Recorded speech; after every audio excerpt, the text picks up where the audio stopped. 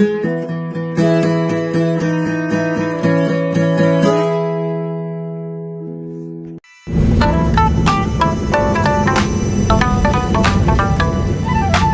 en retard que je vais voir aujourd'hui le Matsuri de Kobe. Il est 15h04 et c'est censé se terminer à 15h. Avec un peu de chance, ils ont pris du retard, tout ça, ça prend du temps de faire tout ça là. Hein?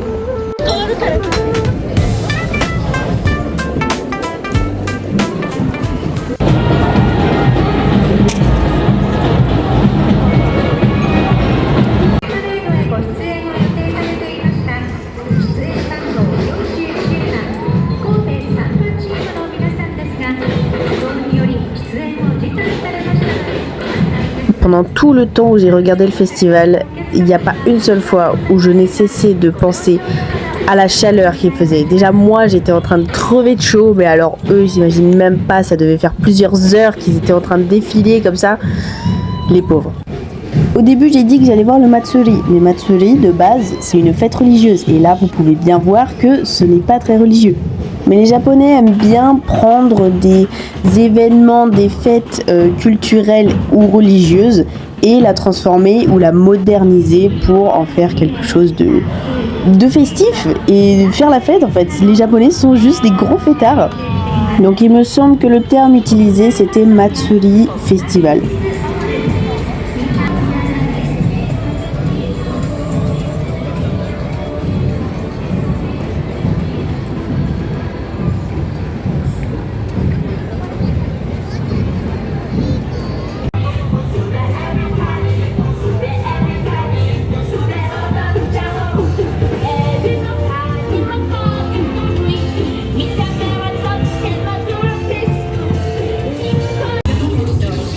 Aparté culture, la danse que nous voyons est appelée Yosakoi. C'est une interprétation moderne de la danse Awa Odori, une danse traditionnelle des festivals d'été. Elle mélange mouvements de danse traditionnelle japonaise avec de la musique et des rythmes modernes. Les danseurs sont généralement habillés avec des happi et des yukata. Et l'accessoire emblématique de cette danse, c'est le naruko. C'est le petit clapet que les danseurs tiennent dans les mains.